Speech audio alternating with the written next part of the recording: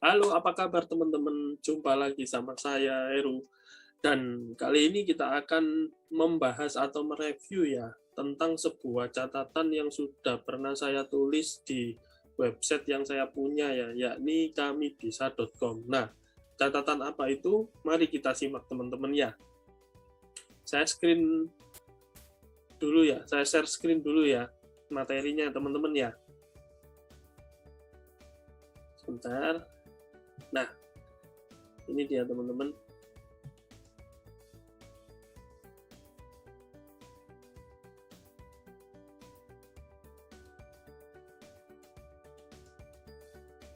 Sebentar ya, masih loading ini sepertinya. Nah, ini dia ya. Materinya tentu sangat menarik ya teman-teman ya. Tips ajarkan literasi keuangan kepada anak sejak dini. Nah, ini materi yang tentunya sangat menarik ya. Ini pernah saya tulis di website saya ya, kamibisa.com sekitar bulan Agustus yang lalu ya. Tepatnya ini tanggal 29 Agustus tahun 2022 ya. Masih tahun ini ya teman-teman ya. Nah, ini bisa kita lihat ya. Jadi usia anak-anak sejatinya adalah usia yang paling tepat ya untuk mengajarkan bagaimana sebuah literasi keuangan atau tata kelola keuangan teman-teman ya. Karena rupanya memahami tata kelola keuangan ini bukan hanya persoalan menabung teman-teman ya, namun meliputi banyak hal ya. Untuk menjadi orang yang punya kemampuan finansial yang bagus, ini bukan hanya pada hal menabung teman-teman. Nah, bagaimana cara-cara simpel mengajarkan tata kelola keuangan kepada anak kita sejak dini atau sejak kecil ya. Dan apa dampaknya jika kita tidak mengajarkan hal ini kepada mereka sejak kecil ya.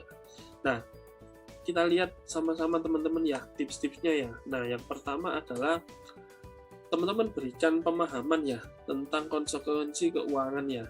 Misalnya, ini bisa teman-teman lihat ya, seorang anak meminta dibelikan barang yang menjadi kesukaannya ya, namun kadang-kadang barang itu sebenarnya sudah pernah dia miliki ya. Misalnya, anak kita minta dibelikan robot-robotan ya.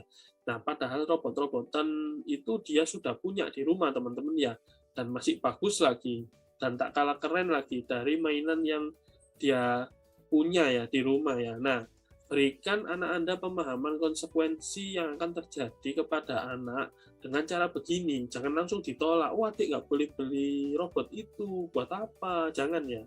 Jadi gini, adik kalau nanti beli mainan robot ini lagi, minggu depannya uangnya mama atau uangnya papa ya bisa habis dan nggak bisa dipakai buat belikan adik sepatu dong. Misalnya seperti itu. Katanya adik pengen sepatu merah. Bukankah sepatu merah bisa dipakai main bola sama teman-teman atau jalan-jalan sama teman-teman, jalan-jalan sama mama atau papa? Nah, soal robot baru, nanti adik ngumpulin uang dulu ya. Nanti mama atau papa kasih uang adik asalkan adik rajin belajar. Nah, seperti itu ya teman-teman ya. Kita sampaikan hal seperti itu. Kita berikan pemahaman ya. Konsekuensi yang akan terjadi dengan cara seperti itu. Jangan langsung nolak dengan cara yang biasa seperti kita lakukan ya. Karena itu nggak akan membuat mereka mengerti ya teman-teman ya. Cara ini akan mendidik anak untuk lebih memahami ya tentang bagaimana bijak menggunakan uang untuk membeli barang yang jauh lebih berharga saat dia dewasa nanti teman-teman ya. Nah, yang kedua kita berikan anak ini sistem komisi ya, uang untuk dia ya. Jadi gini ya, berikan pemahaman kepada anak Anda jika mereka menginginkan uang, maka mereka harus rajin mengerjakan PR dulu, rajin belajar ya, atau mungkin rajin mengaji ya. Berikan komisi bertingkat, misal jika anak Anda mengerjakan PR, rajin belajar, atau mengaji setiap hari, maka Anda bisa memberikan mereka komisi atau uang misalnya Rp10.000. Jika mereka hanya mengerjakan dua, misalnya hanya PR dan belajar, ya Anda berikan uang Rp7.000. Cara ini akan memberikan pemahaman kepada anak Anda bahwa dia harus memiliki rasa tanggung jawab ya sejak kecil jika menginginkan uang dari Anda. Jadi nggak gratis ya. Berikan pemahaman itu ya dengan cara yang elegan ya. Pastikan anak Anda tidak hanya diberikan uang secara cuma-cuma ya, karena ini akan sangat berbahaya karena anak itu bisa menjadi sosok yang manja, teman-teman ya. Nah, kemudian tips yang ketiga ya, jadilah orang tua yang memberikan contoh langsung kepada anak ya. Soal literasi keuangan ya, teman-teman ya. Berikan contoh langsung mengenai bagaimana cara Anda mengelola keuangan. Misalnya seperti ini, Anda bisa mengajak putra-putri kecil Anda menyisihkan uang untuk ditabung, lalu mengajak mereka untuk membagi uang untuk pos-pos keuangan tertentu. Anda juga harus berhati-hati supaya jangan terlalu boros ya mengeluarkan uang, teman-teman ya. Karena putra-putri Anda akan mengamati secara langsung ya bagaimana cara Anda memperlakukan uang ya. Nah, ini harus kita perhatikan juga ya, teman-teman ya. Nah, untuk tips yang nomor 4 atau selanjutnya ya, sesekali ajaklah anak Anda belanja bersama, teman-teman.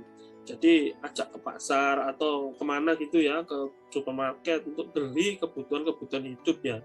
Berikan pemahaman kepada anak Anda sejak kecil ya, bahwa ada kebutuhan hidup yang harus dipenuhi, misalnya untuk biaya makan sehari-hari ya, dan mereka akan memahami itu jika Anda mengajak mereka sesekali belanja ke tempat-tempat yang saya sebutkan tadi ya, seperti pasar, supermarket, untuk beli-beli ya, beli bahan kebutuhan sehari-hari lah ya.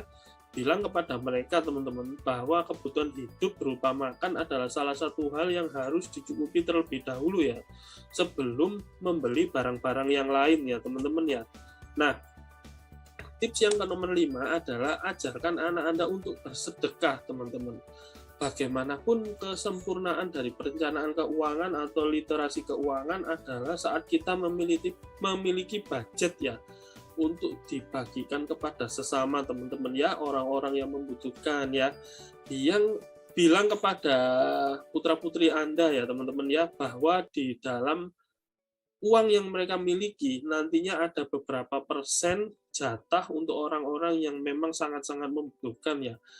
Hal ini akan mendidik anak-anak Anda memiliki jiwa sosial yang tinggi kepada sesama, dan ya mereka akan memahami ya, karena di dalam hidup ini kan tidak semua orang itu memiliki jalan hidup yang beruntung ya, teman-teman ya, dan ada beberapa orang yang memang harus kita bantu ya, teman-teman ya.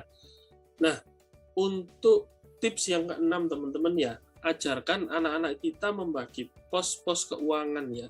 Jadi pos-pos keuangan itu seperti pengeluaran, mengumpulkan uang, dan mengamankan uang itu menjadi 3 pos keuangan yang paling vital ya, dan harus Anda berikan pemahaman kepada anak-anak kita sejak dini ya, teman-teman ya. Caranya adalah dengan ajak mereka bermain game, membagi uang ke dalam 3 pos ini supaya asik ya, teman-teman ya. Jadi ketiga pos itu meliputi yang pertama itu pengeluaran ya. Pengeluaran itu untuk apa saja? Misalnya untuk kebutuhan sehari-hari, bayar sekolah, uang saku, dan juga bayar cicilan ya. Kemudian mengumpulkan uang ya. Mengumpulkan uang, ajarkan anak untuk menabung dan berinvestasi untuk misalnya membeli mainan yang mereka sukai, membeli buku ya, membeli tas sekolah, membeli mungkin sepatu ya, untuk sesuatu yang baik lah bagi mereka.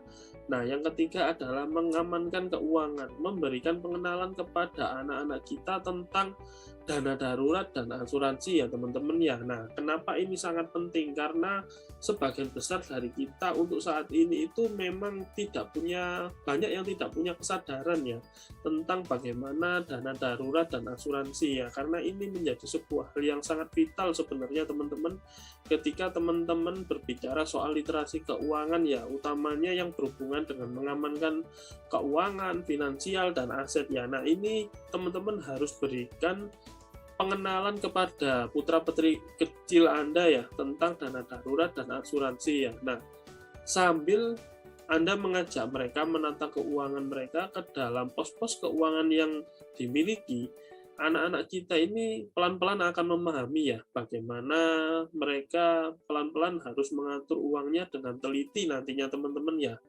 Nah, cukup asik kan caranya untuk mengajarkan literasi keuangan kepada anak-anak kita sejak dini ya. Jadi penting bagi kita ya sebagai orang tua untuk mengajarkan hal ini kepada anak ya, teman-teman ya, agar nantinya putra-putri kecil kita yang akan tumbuh menjadi orang-orang dewasa akan memahami ya bagaimana memanfaatkan uangnya dengan bijak, baik dan benar ya teman-teman ya. Semoga sharing singkat saya ini bermanfaat buat teman-teman. Kita akan ketemu lagi di next video saya. Jangan lupa subscribe dan like ya teman-teman ya. Sekian, salam.